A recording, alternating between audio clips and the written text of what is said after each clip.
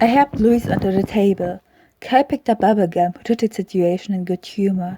Usually he'd get told off for even just splashing the water on the tub, and now he had an entire hovel and an entire room full of water. What a joy! Oh, how pretty the world must be if he were only 2.5 years old, instead of almost an adult and 9 like his older sister. I climbed onto the table as well and fearfully observed the ever-rising water level. By now the water was coming through the grated window, and the window was only marginally lower than the table. Even up here we'd get wet feet sooner rather than later. Anna, called Kai, I don't like this. Me neither, I confessed, and had to hold back from just wildly screaming for someone to come and help us. Should we start screaming for help? I asked Kai. Do you really think anyone's going to hear us? Just start screaming 110 for the police and 112 for emergency, or the other way around for all I care. Just call for help, Louisa started pleading. My arm hurts worse and worse every second, and look, the water's almost reached the edge of the table. Start calling for help. Me and Kai were about to start an emergency chorus screaming help, because Louisa's idea to call out 110 seemed a bit silly even considering our dire circumstances, when there was a sudden sound of barking. Here, we're in here!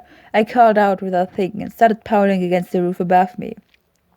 I noticed that it wasn't nearly as firm as I'd initially suspected, and was about to try and open it myself, when one of the plates was abruptly lifted from above. We saw Micah backing at us from the top of the hill. We also saw a very thin, poor-looking man. Dear God, what are you doing in here? Looked around quickly and used a firm stick to permanently hold up the fiber plate. Then he helped us climb out of the hovel. The table had been flooded by now, and all our feet got very wet and cold. Strangely enough, he seemed to be extremely weak. He barely managed to pick up bubblegum when Kai and me lifted him upwards from the roof. Therefore, Kai climbed out of the hovel himself and helped pull Louisa and me into safety. Without our weight, this table had started floating happily around the inside of the hovel. We appeared at the lowest ground level. The carousel had been completely swallowed by the flood, and the water hadn't stopped rising yet. In the worst-case scenario, we could have actually drowned. Thank you a lot, I finally remembered to tell our savior. Thank you for coming here just in time. Do you always walk the dog around here? No, the man was shaking his head. Usually I'd avoid going onto the playground, lest Micah decides to do some of her business here, and it weren't to avoid it for the children that come here to play. But there were a bunch of teenagers walking up from the playground. They sort of threw their trash into the environment and made fun of me for trying to clean up the side of the road. He showed us an empty margarine cup. It was greasy and still had little bits of margarine inside of it. It looked gross and I wouldn't have fancied picking it up myself. You know, I find it terrible when people just throw their plastics and wrapping papers and whatnot into the grass. That's why I always try picking it up. Anyway, the 4 of them laughed at me and said they'd left some more trash down at the playground and might appreciate my help. What luck that those beatniks had talked to the man.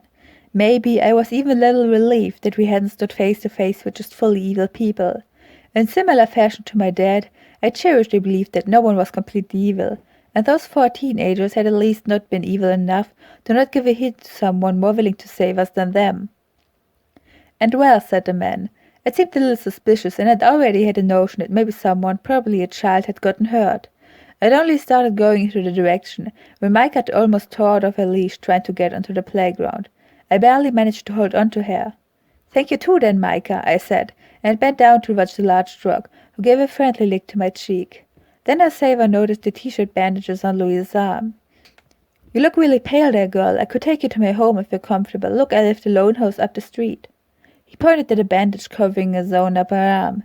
I cut myself too the other day. I had to pull out my old first aid kit. It's still on the kitchen table, almost like it anticipated that it would be needed again soon. Chapter 22, in which, after everything, we find the pot. Kai and me supported Louisa left and right, while Bubblegum was content trotting along next to Micah, who seemed delighted to be reunited with the 4 of us. Surely she remembered our misty adventures in the morning after Christmas Eve last year. I didn't even want to think about having to tell my dad everything that happened this time, because he would be the one responsible for telling especially Louisa's mother that Louisa had gotten badly hurt during her time in Michtel. I was a little worried that she wouldn't be allowed to accompany us over the next holidays or any holidays after, but well, who knew? Maybe the scrape would heal up a little before she came face to face with her mother again.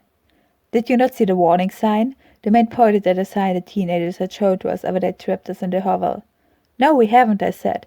not wanting to snitch on the boys so they didn't get into any more trouble than necessary, because they clearly hadn't wanted us to actually get hurt. Otherwise, they wouldn't have sent help from a friendly passerby. What was his name again?